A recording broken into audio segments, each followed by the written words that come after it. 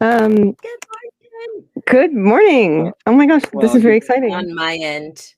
Good morning to all of you. Good evening from my area. Good evening, Mahar. Yeah, it's 10 p.m. here in Hong Kong. So we're 12 hours apart. That's perfect. We encapsulate the entirety of the day between us here on the panel. And that's really cool. Yay. Mahar, what's it like in the future? Dark. It's quite dark. Do you see the background? All right, so I guess we should begin our panel here on the intersection of education and game design, although totally we would just stay talking about anything because you're so great and I appreciate all of you being here with me this morning. And it's very strange having watched so many panels at Big Bad Con online this year and to have taken part in the chats and not see that right now. So hello chat if you're there. I'm Megan Baker, and I have been designing games for educational purposes for about 30 years, mostly in the realm of teaching sex ed to middle school and high school students and adults, and parents dealing with postpartum depression. That's the place where most of my game design for education intersects. It's a specific goals for helping people learn certain things. And then, of course, the rest of the stuff. So I would love now for each of you to give yourself a little intro, and then we'll talk about our stuff that we're here to talk about. I'm going to just go down the screen. Janaya, would you go first, please? Hi, I am Janaya Kemper. I'm super stoked to be here. I am currently the lead game designer on the P3G project at Carnegie Mellon University, which is we're making awesome learning games. But also, I have been a teacher from birth to older age, and using game design within my praxis and making like holistic experiences there. Danielle. Not Daniel. Daniel. Hi, Hey, sorry, you know what? smeared you all over the like. Hey, anyway. You know what? That's okay. That's okay. I was just having like flashbacks to when Megan, you and I first met. I still have very vivid memories of of that convention and us talking about museums and you basically being like, "I'm going to talk to you." Yeah. And it was wonderful. Sorry, I was just reminiscing of that. Hey everyone, I'm Daniel. I am. I'm so sorry, Daniel. Like we were talking before, like Daniel is a name we can all like Daniel. It's Daniel, unlike Megay and Janaya and Mahar, which are. You know what? It was. Sorry. It happens. It happens. You know what? Like I always say this because when I was a teacher, I would always say like, especially if you're like reading like a fantasy book or you're trying to learn something new about like another culture, it's like, oh, you can tell that somebody learned something by reading if they mispronounce it, but that's okay, right? But anyways, we're going to talk about that sort of stuff later. I'm Daniel. I'm a game designer, podcaster. I'm one of the hosts of the Asians Represent podcast. I guess it related to sort of like education and in games and the intersection of the two of them. I have about 14 years of experience using tabletop games in museum contexts. And I currently run an organization called Level Up Gaming here in Toronto that uses Dungeons and Dragons to help adults with autism and other disabilities develop their social skills. Yay. Thank you. Mahar? Go for it. So, hi, I'm Mahar. I have been teaching for close to 19 years now. And I guess actually in terms of game design and in teaching, I think I'm the relatively new one because I've only truly like entered game design in the last 2 to 3 years or so. But yeah, normally I use a lot of scenario-based teaching, and that's often found in role-playing and games, particularly since I specialize in things like logic and debate. So that is my subject area specialty as a teacher. Excellent. Thank you so much. One of the things that I want to start with is sort of my thesis for this whole conversation is that playing games is something that is fundamental to our human nature. And I know I've spoken to each of you separately about this, about that playing games as children and continuing to use games as a way we learn throughout life is just something I know that the four of us understand intrinsically. And I'd love to hear a piece that stands out to each of you as a moment from your own experience of playing games as kids or as teens or young adults or whatever. Any kind of game, from like board game to role-playing game to sports to any kind of situation where playing a game helped you understand your life in a different way and that continues to hold meaning for you. I don't know if anybody particularly wants to jump on that first. I mean, like, there's lots of different games, right? Like, oftentimes like later on, we're going to find out that even the definition of play is still something that psychologists contend over the definition of. And that tends to be like a big problem with lots of research now and methodology on what exactly is play. Like, for example, is you learning how to bounce a ball? Is that play? Or is that just, you bouncing a ball? Or are you just practicing kinesthetic skills? So all of that really, like, it becomes a contentious thing. But when it comes to like memories of play, I remember because I was a kid who had to accompany his older brothers everywhere, and my mom wasn't going to get another babysitter for like a third kid, right? So when they were playing Dungeons and Dragons, it's like you need to include Mahar in, whether you like it or not. I don't think they appreciated it, but it was only later on when all of these mechanics were actually teaching me things like counting and adding. Like you need to tally up those XP points, right? And then afterwards, like I think the biggest one was finding out that math later on could be fun. Because like second ed, oh, I'm dating how old I am. But you remember how second ed, the shadow monster spells did damage according to fractions? Mm-hmm. So that's how I learned fractions. It's like, oh, yeah, quasi-real creatures only do 1/4 damage. So you need to multiply it by 0.25. I'm like, oh, like later on, like those things became part like that. I still remember it until now.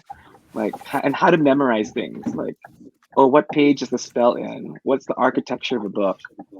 How to know where to find it? I mean, like, I need to know what the spell does. So don't waste people's time. Remember where it is in the book.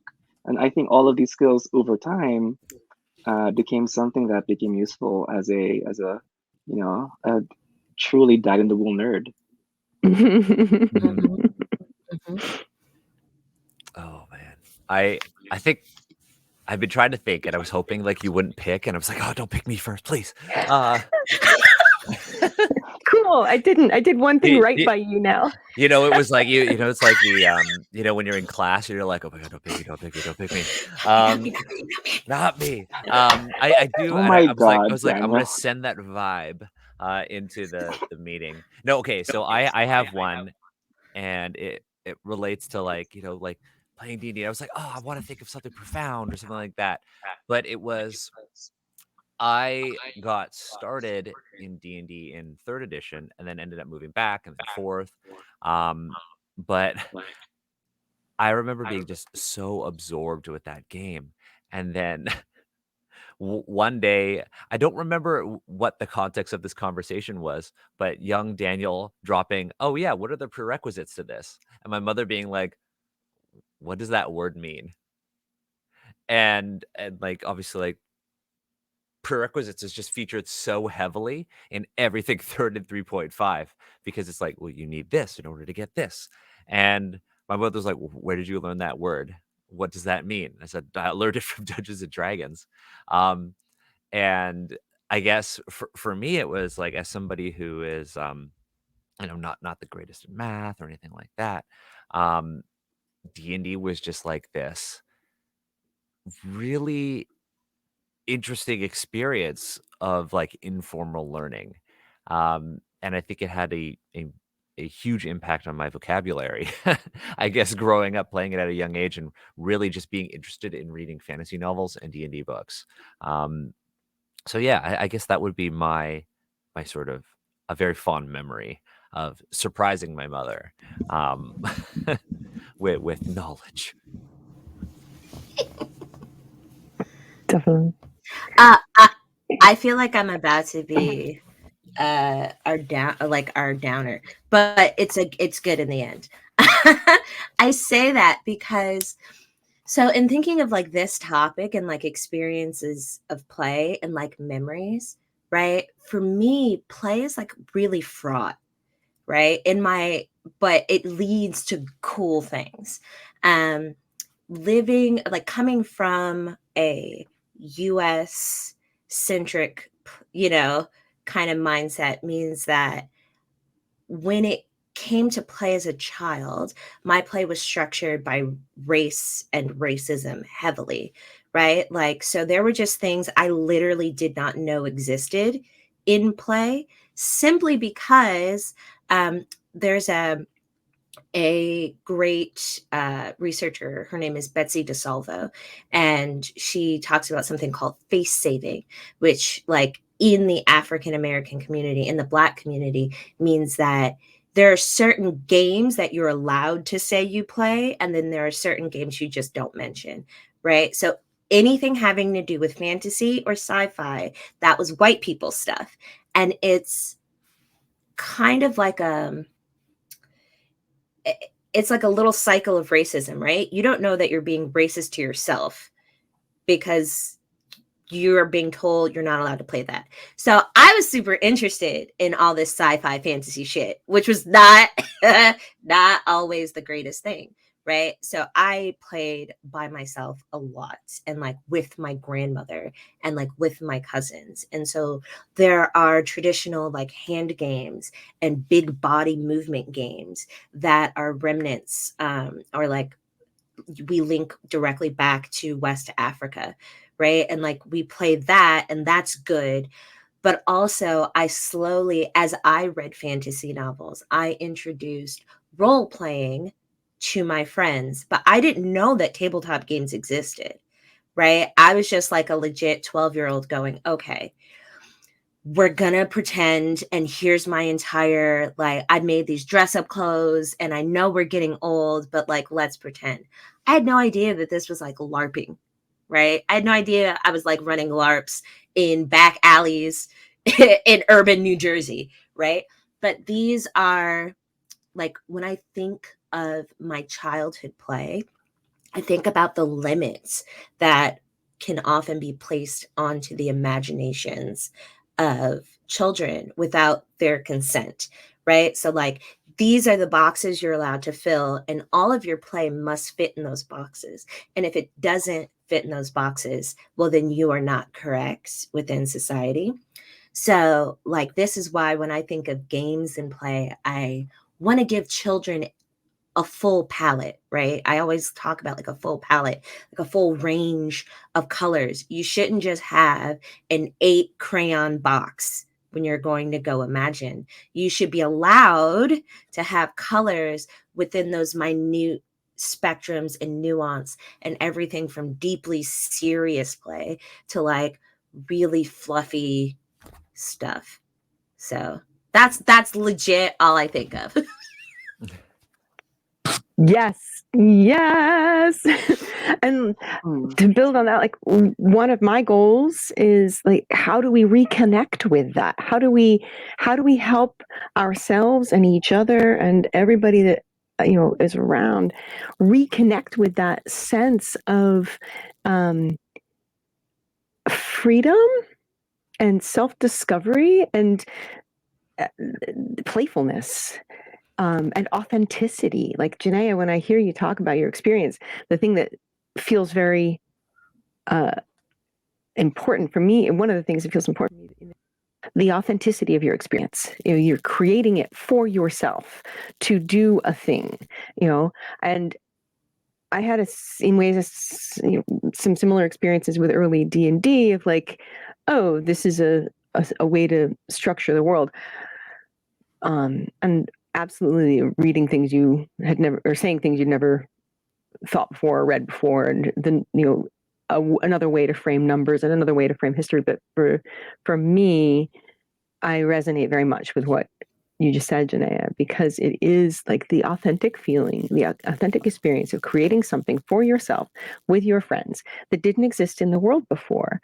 And the freedom of that, what do we want to be? And I think so much about childhood play and the ways that, remember when it was all just making stuff up with friends, and we just like a stick as a lightsaber and just went to town on the back bushes, I feel like that's one of my goals in game design, is helping unlock that freedom again, because all of the structure of the rules of a game design, I feel like there's a bell curve, right? We start out as children with like completely free making stuff up. And then as we grow, we're like, oh, we need structure. We need to figure out what, like, did I get you or did you get me? Oh, we need lots more structure here. And then there's like the rules of like, where do you find it in the rule book? Mm-hmm. And then another side of the curve, freeform games and solo games and just different sort of stuff. And I'm kind of looking for like the other end of it, where audio problems, where we come back to a more personal experience of play. As game designers, create rules. Meg, your audio is all staticky. You've now cut out. Oh no! This is terrible. Is that better at all? No, but I think I mean, like, one of the things you were talking about is kind of how, like the idea of like childhood play and learning is like a messy and unpredictable process, which is great, right? And it's like, how can you replicate that in games? I mean, another thing you mentioned is like structure, and one of the things that I think about is like, oh yeah, as a former academic who was in grad school for like 8 years, sorry. We're just gonna give you that moment. We're just connecting. Yeah. But like as an academic, as a former academic, one of the things that you kind of see is this like the dichotomy between like adult learning and childhood learning, right? Like adult learning is like, it's like, okay, we are taught that this is content that we need to remember, right? We're now, as like our teachers, that sort of like old guard that you see in like the university and college system. It's like teaching is about imparting knowledge, right? Learning is about like absorbing facts. And it becomes less about that sort of discovery, the wonder, the process of acquiring understanding. And when you're a kid and you're learning and you're playing games and you're like young Bahar, who has been brought into this D&D game for babysitting purposes, or like, if you're me and you're new to sort of the game design scene and you meet McKay Baker at a con and you get invited to like this party, and Meg just pulls you aside, is like, I'm going to tell you all about my love of rocks and museums. And that it's like one of my fondest memories. But the big thing there is that like there is no structure. It's messy, and I'm being like implicated in knowledge. I'm being involved in knowledge. And I think that's where like childhood play, that's where, games become really important, because you are no longer, you're being involved in like the knowledge that is being passed around the table, the knowledge that is being passed around the alley where you're LARPing, the knowledge that's being passed around the backyard where you're hitting each other with sticks and calling them lightsabers. Yeah. Well, it's important, right? I'm Yeah. sorry, Janae, would you like to go Yeah. first? No, go for it. Okay, it's like, because this is actually touching on what you said earlier, which is that we, because for me, at least when I think of education, I think the most important thing you learn is not so much the subject that you learn or even the skills that you learn, but rather learning how you learn. Like at the end of the day, once a student, it's permanent, right? There's we are live in a world where whether we like it or not, we are forced to learn all the time. And I think our time in school, rather than spending it on sex skills mastery and learning objectives, which has become like the way of measuring things, because we always need to measure growth. We always need to find out whether or not what we're doing is successful. Um, it tends to focus more on learning objectives more than anything, rather than actually like what is the living praxis that's happening right now, right? So I think when it comes to games, um, we were not just learning the subjects, we were learning how to be people, which is why Mm-hmm.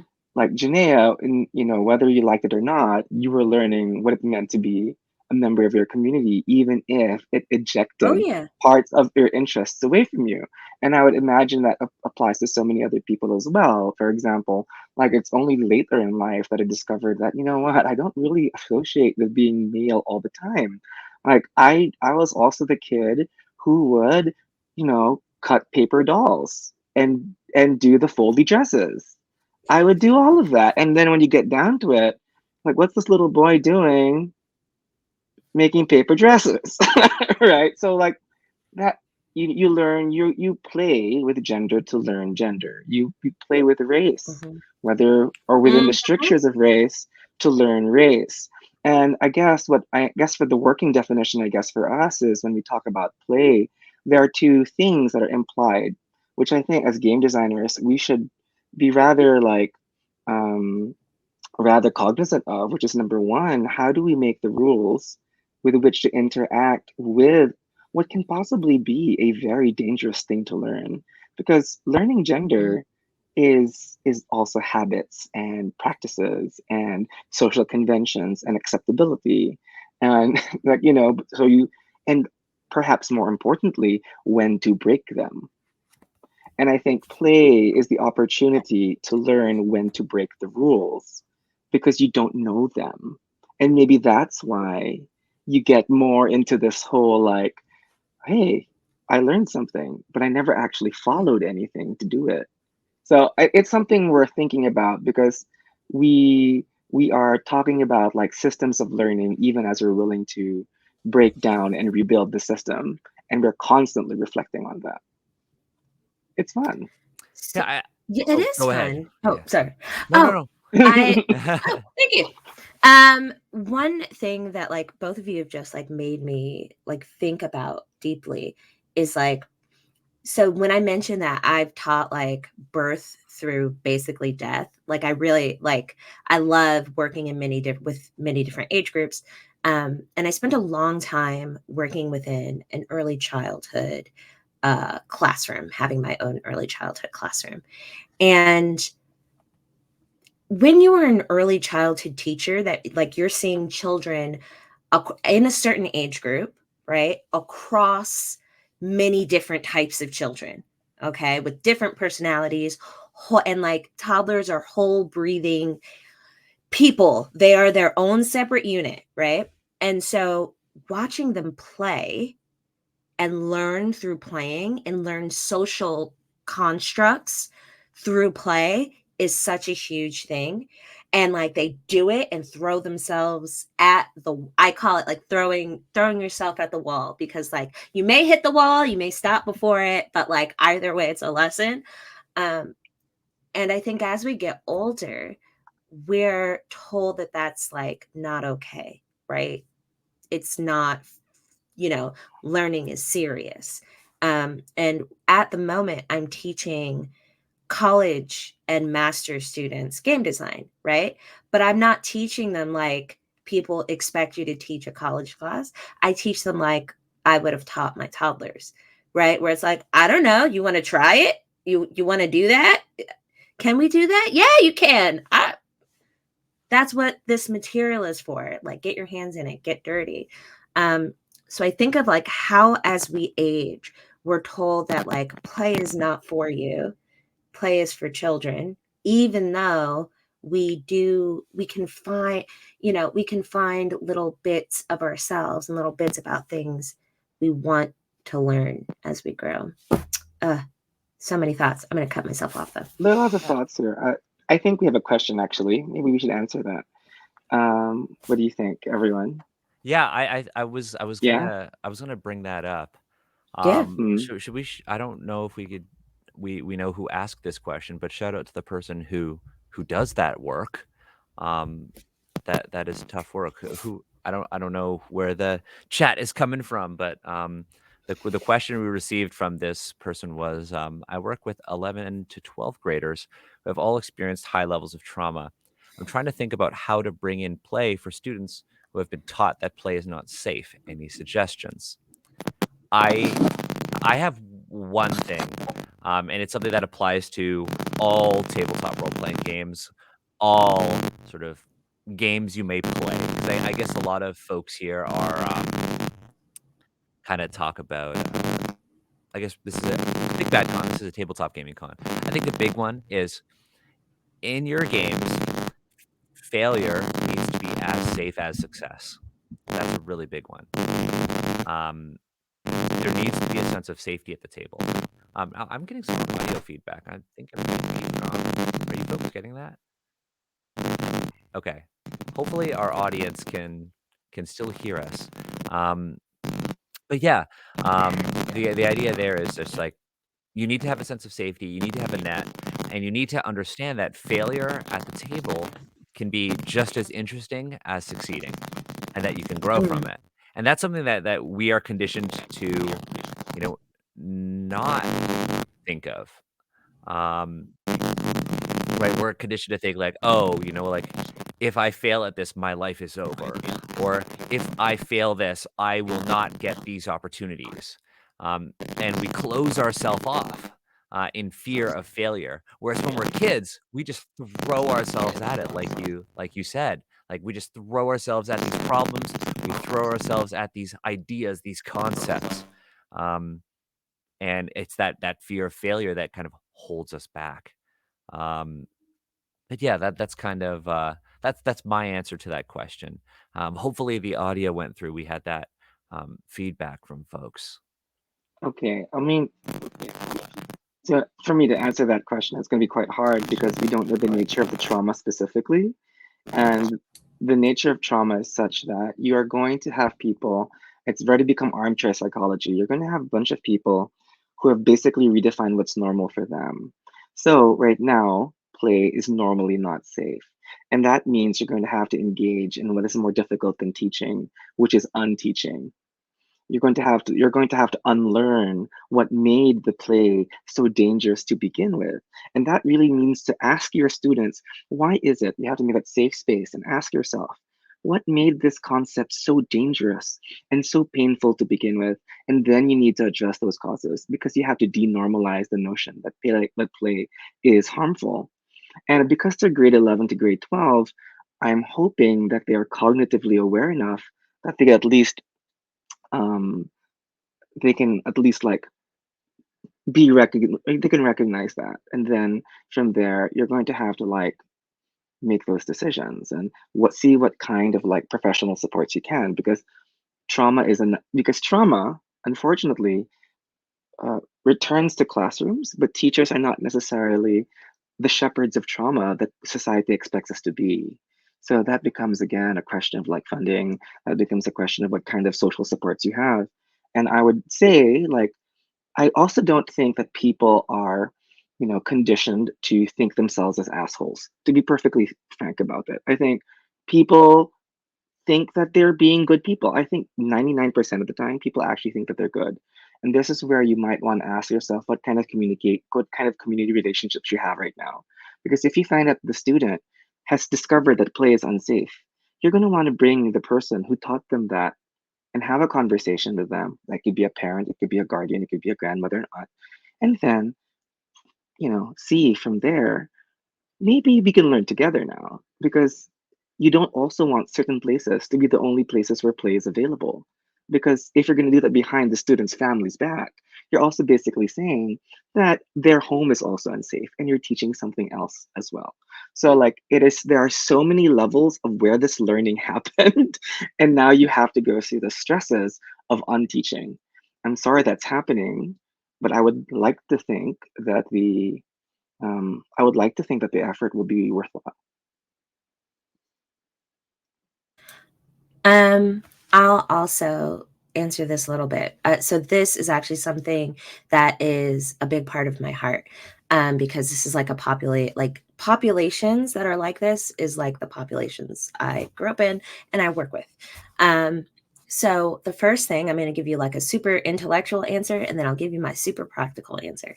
My super intellectual answer is there are a lot of questions, like Mahar has pointed out, like Dan has pointed out, there's like a lot of other factors in trauma that you won't be able to control, right? Like, so one thing I would think about is cultural specificity, right? In the city you are in, and like it gets big. So in the city you're in the school system you're in the school you're in the ethnicity and culture, two different things, in the national, like in ESL speakers, like all of these things carry different forms of cultural specificity, and all of them may have different approaches to play and why play is not safe. I would actually really recommend that Betsy DeSalvo paper on face saving. And that term, you can Google face saving. That could probably help a little bit, because it talks about what are like some of the barriers to like actually playing. And there may be barriers that you actually don't know about. So I would do some education of yourself around those barriers from there. And then here's my completely practical answer. Be really silly. I know that sounds absurd, but I have gotten so much traction with that age group by just being myself, and I'm naturally silly. So if I'm going to ask them to do something absurd, I'm going to do it, and I'm going to model that absurdity, right? Because as an authority figure, of which you are, whether you like it or not, right? Like, because I hate being an authority figure, but as an authority figure, what you bring to the table is that you are giving it away. When you make a fool of yourself, you give away a bit of your authority, and it doesn't always make you like a quote unquote safe person, but you've exchanged something, whether you know it or not. You've exchanged the ability to be, right? To be, which is something sometimes you just need. Okay, I think that completely answers the next question, because the next question is, how do you set up play, or how do you set up play space to help students feel comfortable breaking molds and thinking outside the box or giving into play, especially for older students? And that's precisely it. You have to model the play. You have to be willing to make a fool of yourself and be ridiculous. Like, there's one of my best teachers in university, actually in theater, said that it's the person who refuses to be ugly who's actually ugly, because there is the joy there, right? It is the person who refuses to be ugly who's actually ugly, because it means that you have an idea of what you have to be, and that is such a rigid thought. It's very unattractive. So go for just let it go. Like, you can make a mess. The danger is not in you making a mess. The danger is in your refusal to clean it up. that is where you have to that is where you have to model both sides. You have to go beyond that. So not don't it's like, because I'm my coworkers know I'm a ridiculous person. Like, I laugh at myself all the time.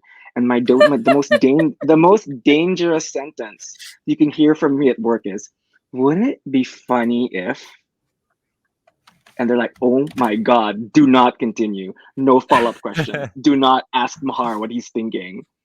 Oh dear, yes, I think we might have lost Meg. but we will get her back.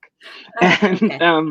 yeah, and again, see, we can make a mistake and things might not work, but importantly, how do you then restore yourself? Mhm. Like and then of Mhm. course, it's an important thing. I think that's the big one. Just like be willing to make a mess and clean it up afterwards, right? Yeah. Mhm. Apparently, That's Meg a is still here, but in audio format. oh, okay, all right. Now I can see Sweet. it, which it just makes I me like as Oh, now Janaea. oh, Meg is gone. we'll have Meg come back. However, but I will keep pushing. I super agree with this. I have done some really absurd things. I like in teaching things like comedy. I've done like pratfalls.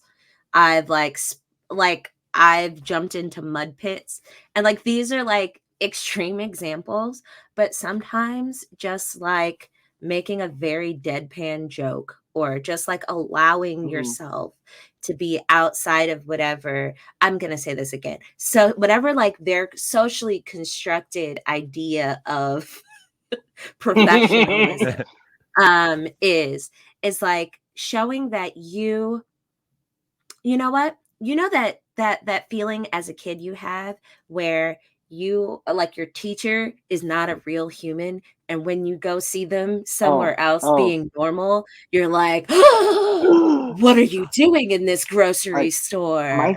Yep. my third graders are surprised I need to use the bathroom. That's how foreign the concept is for them. Right? Right? Like teacher goes to bathroom. Like, yes, teacher has function. Yes. The Oh my it's God. like it's one of those things. But like, but I think going to that, like when you get down to this whole question of like, I guess when you get down to it, make it clear to students our dignity is not as important as your learning, and your right your ego is Yeah. not as important as your learning. And if play is the thing that activates it, go right ahead. So okay, not to take over McGay's role while we're waiting for her, but McGay did, like any good teacher did, make a plan, right? Mm-hmm. And I think that's It's the true. important part too, I was just right? pulling it up. I'm just pulling it up I've right got the now. outline. We got the Yeah. outline, and I think the thing you might want to ask right now is like, how do we actually like let's enter the praxis part, which is how do we actually um, design games for learning, right? Because now that we know like what we're supposed to do, how do you actually do it? Yeah. Yeah. I think we've got five-ish minutes to do it. We've got How do five-ish you minutes. how do you do it?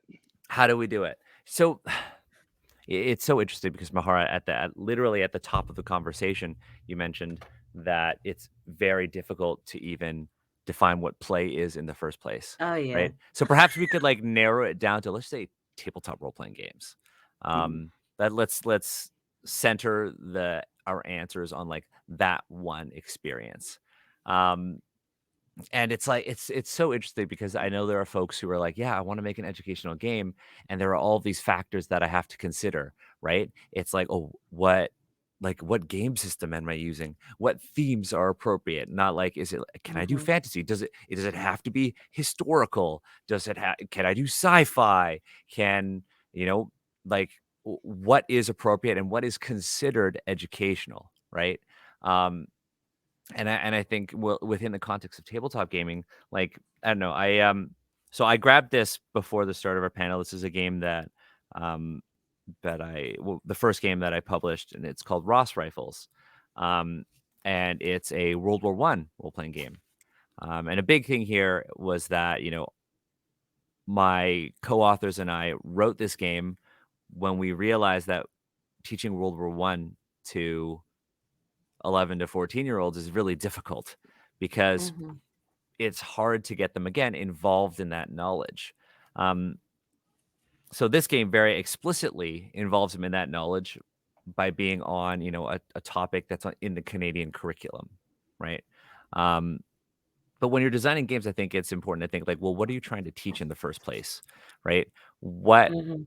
are you trying to teach this specific historical period, or are you trying to develop things that are more abstract? Are you trying to work on communication? Those like those 4 C's, right? That communication, collaboration, creativity, critical thinking. And then do you have structures in place that allow for those things to happen informally in your game? Hey, Meg, you're back. We are answering your the final question on your outline, Magay, if you could hear us. Um, but yeah, for me, when I'm designing a game, I'm thinking about how I can both explicitly like teach something, whether it be like in Candlekeep Mysteries when talking about sort of the Chinese concept of qi, or if it's with like Ross rifles and being like, this is Canada's World War I history. There were more than just white people who fought in this war, and these communities don't get that conversation. Mm. But then there are also games that talk about like, hey, how can we build in the idea that failure can be exciting and a conversation, right? And I think the thing that does it very well is, shout out to the bakers, Apocalypse World. Oh, yes. And that's why Falling we picked Forward that has been so for good. this, right? Yeah, Falling forward. yeah. I don't know about the rest of you. I mean, for me, so my big advice is to not forget social emotional learning within your sphere, right? So I am completely on board with like making sure you know exactly what you want your outcomes to be.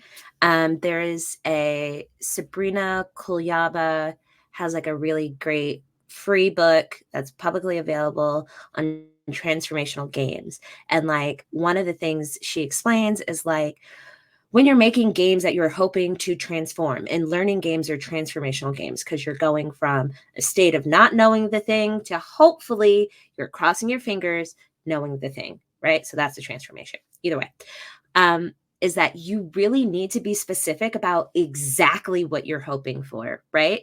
Are children going to, or like, is anyone going to be able to get an entire subject in like 2 hours? No.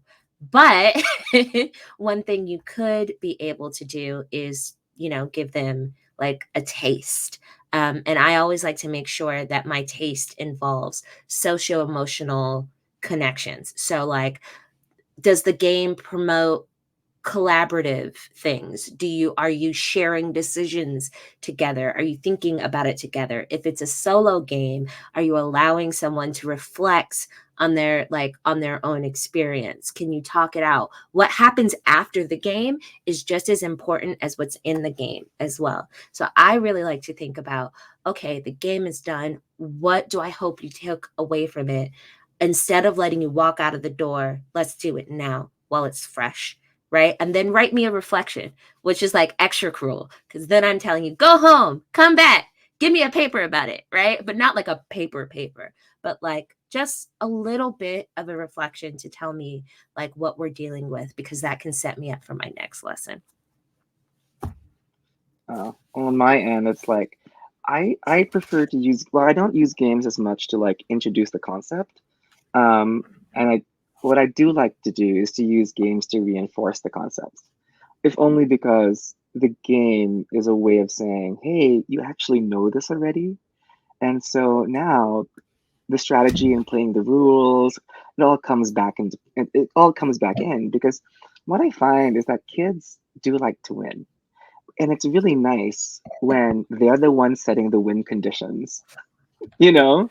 And I think games allow that to happen. So when the game is open-ended enough such that child feels like this is what winning means to me, then they're going to bring all of that activated prior knowledge into the picture because they're going to keep on practicing what they feel they're strong at and what they know. And then you observe, okay, why do they keep on using the same strategy? Or if they're finally trying a new strategy, what made them brave enough to try it? And then you start encouraging that. Well, you start encouraging them to use that courage and access it more. And that is where the safety in your classroom comes in. Because again, if making a mistake or failing In fact, I don't even like the word for failing. For me, it's just more like, okay, it's attempt one. All right, then let's do attempt two. And then let's do attempt three. And then later on, okay, so what made us require less attempts? Like, let's say the number of points you get comes from the number of attempts you made. So sometimes it's even better to reverse it. You win if you have even more attempts. It's not a matter of did you achieve the goal. It's more of how many ways were you able to achieve the goal. So did you do 12 attempts? Did you do 15 attempts? Did you do 20 attempts? How did you manage all of that? So, and then it encourages ways of experimenting and playing with how you go about doing. I mean, it also depends on the subject. I gotta say this, like a lot of that has to do with what subject you're actually teaching.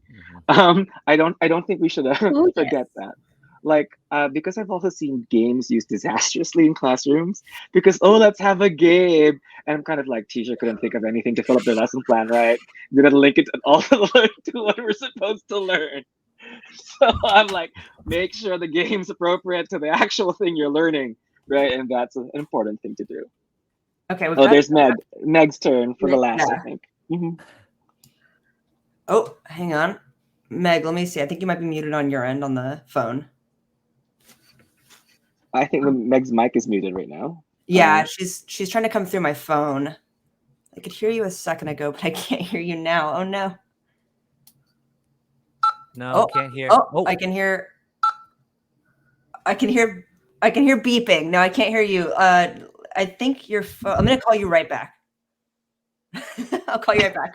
Oh Oh, no. no. You know what? I think it might be good for us. Again, attempt number one, right? Attempt number one. This is There we go. attempt number Yeah. two. All right, There we hello. go. Yay! Can you hear me? Yay. Oh my god. You're all amazing. I'm so sorry. It's just been like watching through the window while people I really like and admire and want to listen to and hear and learn from have a conversation I want to be part of. Sorry. I just wanted to and like we're out of time. But the piece Mahar said there at the end that I was able to hear. Thanks very much to Kobe and the tech part behind the scenes. One of the things that I wanted to say in this is that the piece of using games in the classroom and games for education is not a default tool. It's not something you can just assume that, oh, we'll make a game out of it and it'll be fine and good. And that is a way that education is having. It needs to be so mindful. I just dealt with a 10th grade class where a teacher thought, oh, let's do a little role play in class around the Removal Act of 1830. And the 10th graders were like, are you fucking kidding me? They had, because these kids, I've known them since they were in 5th grade, and I've known this group of kids, and they are smarter than that. They're more informed than that. They are aware of the history and the connotations of this. And to have this teacher suddenly hit them with, you are going to pretend that you're in Jefferson's in Jackson's cabinet, and you're going to pretend that you're arguing against this. Yeah, I know, Janaea, my heart the same.